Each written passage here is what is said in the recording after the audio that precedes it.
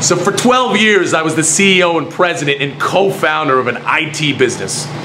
Not anymore.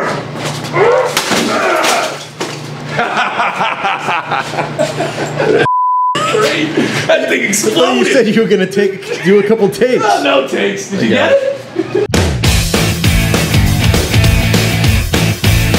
This week, I take a sledgehammer to the status quo of business with Tom Daly. Tom quit his finance job to open the Wrecking Club in Manhattan, where customers pay to smash select items, from laptops to flat screens to printers. Stay tuned, you're gonna like this one. What the is the Wrecking Club? It's pretty simple, man. You just come here and break a bunch of shit with a baseball bat.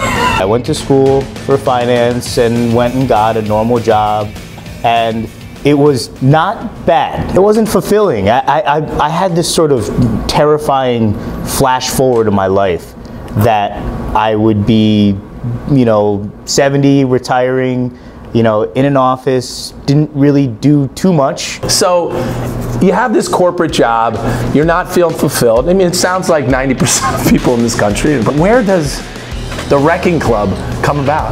When I was young, I grew up sort of, not really out in the country, but in Greenwich, where it's not a city. Then we were bored outside, riding our bicycles around when we were in middle school and high school and stuff like that. And yeah, if there was something to break, we took a hammer to it. Usually when you start a business idea, in my opinion, you find a need, right? And you solve for that problem or that need. Yeah, talk to me about it. It is somewhat of an instinct to be aggressive. Not angry, but aggressive. Yeah. It's an instinct. Mm-hmm. It's something that in today's society we are not supposed to be using, according to who, I don't know. Yeah. But everyone suppresses it. After his aha moment, Tom had to test whether or not smashing things would be a lucrative business. Where better to do so than in a tent in his parents' backyard? So the next step was, in their lawn is where I set up this tent to have a bunch of people breaking stuff. Tent. Oh yeah, I made a thing out of it, yeah. So there was a day, I think it was a Saturday, right? Yeah. Where they're at home on their day off, and there's a bunch of my friends in the backyard in a white tent with a bunch of junk and sledgehammers just smashing shit in their backyard. How does it go from the tent to Manhattan? All right, not easily, okay? Coming up with a budget, strictly following it, and then came up with finding a space, which, sake, was a nightmare, all right? Yeah. So that's the biggest thing, I think, if someone's gonna start a business, they gotta be able to just do the things that a lot of people aren't willing to do. I have absolutely slept on the floor a couple times. So you come in here, you graffiti it up. How do you get your first customers? I knew that my avenue was going to be attraction, not promotion. Okay. Because this thing makes for great footage. So we got a call from Insider, and he was just like, "Hey, look, we want to come make a video about you." And I was like, "Cool, nice, that sounds awesome." Yeah. About 9 million views later, I woke up the next morning because they didn't tell me that they posted it that night. Yeah. And I didn't realize about the calendar. Just we booked out for about 4 months. No kidding. And I was just like, oh shit, I guess we should open since I said we were open on the calendar. So we started taking customers the next week. With a business idea as wild as the Wrecking Club, Tom has undoubtedly attracted some very unique customers. Your clientele, I'm assuming, is all over the map, right? So this is one of my favorite questions because it brings up some really cool stories, okay? We got these two women came in here. They were celebrating one of their 80th birthdays. This couple came in, they signed the waivers, right? She goes, "Hey, can I use your bathroom for a second?" And I was like, "Sure."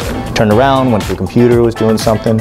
She comes out of the bathroom in a full wedding gown. It's the reason why I love my job now. Because I have no idea what is gonna happen 2 minutes ahead of me, right? Totally. You got your monitors, your TVs, but you have sources where you're able to get this stuff. Are you ever at a limited supply of this stuff or not really?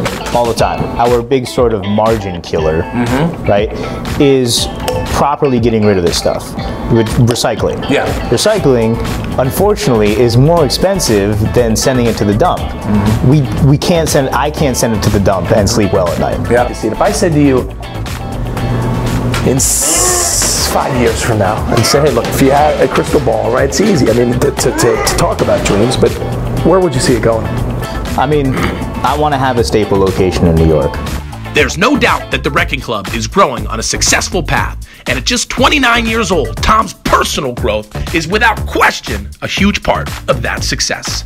If you're talking to somebody who's in their 20s, around the same age we were when I started my business and when you started your business, what would be that piece of advice you give that person?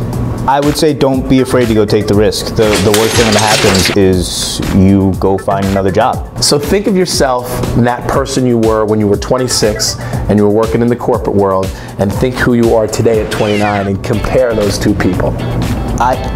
They're strangers. I don't even know where to start. I'm never going to completely lose fear. But I guess I'm not afraid of challenging myself and you know, doing something that I'm afraid to do. Just because I've done it every day for a year now, I have a different attitude. Instead of nervous, I'm psyched. Instead of something that's gone wrong, it's a challenge.